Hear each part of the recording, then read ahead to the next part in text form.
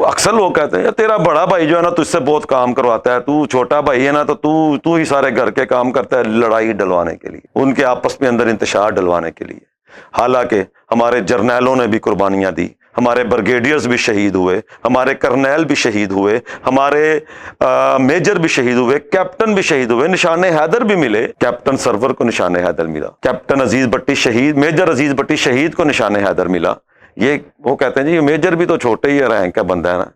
اور ملے تو سب کو، جو جن کو بھی شہید ہوئے، ہمارے جو جرنیل شہید ہوئے ہیں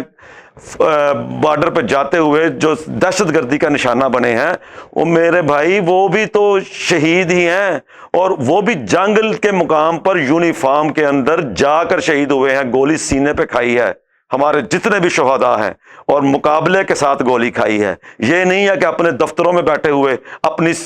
سیکیورٹی اور جاسوسی لیک کرتے ہوئے، یا کہ ان کی ٹیکنالوجی کے اندر آ کر اپنے گھروں میں اور اپنے دفاتر میں شہید ہوئے جو آپ کہہ رہے ہیں۔ تو میرے بھائیوں ایسے نہ کریں، پاکستان کے اندر امن کو خراب نہ کریں۔ پاکستان کا ہر جوان ہمارے لیے قابل احترام، پاکستان کا ہر فوجی ہمارے لیے قابل احترام، جو بارڈر پہ کھڑا ہے یا جو جس ڈیوٹی پہ بھی کھڑا ہے، سیکیورٹی فورسز ہوں، کوئی بھی شخص ہو جو پاکستان کے لیے اپنی جان دیتا ہے، ہم اسے سلوٹ پیش کرتے ہیں۔ اس لیے خدا را ان بہروپیوں سے بچیے جو پاکستان کے اندر پراکسی وار کے ذریعے پاکستان کو ڈی سٹیبلائز کرنے کی کوشش کر رہے ہیں، اور پاکستان کے سیکیورٹی فورسز سے میں دوبارہ درخواست کرتا ہوں کہ ایسے بندوں کو لگام دی جائے، اور پاکستان کے امیج کو، جو بہت اچھے طریقے سے پاکستان ابھر رہا ہے دنیا، حالانکہ ایرانی فورسز، ایرانی پاسداران انقلاب، ایرانی لوگ پاکستان کا شکریہ ادا کر رہے ہیں کہ انہوں نے،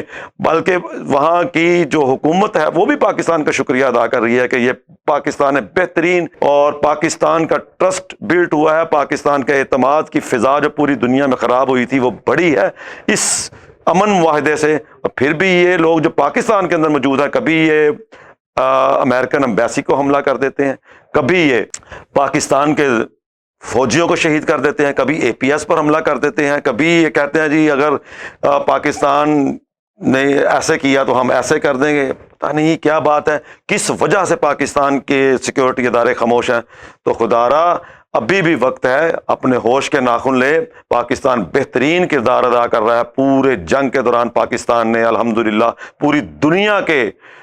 دنیا کو برباد ہونے سے بچا لیا ہے، اور پاکستان نے اپنی بہترین حکمت عملی کے ساتھ اور سفارتی تعلقات کے ساتھ الحمدللہ پاکستان ایک بار پھر اپنا لوہا منوا چکا ہے۔ وآخر دعوانا الحمدللہ رب العالمین۔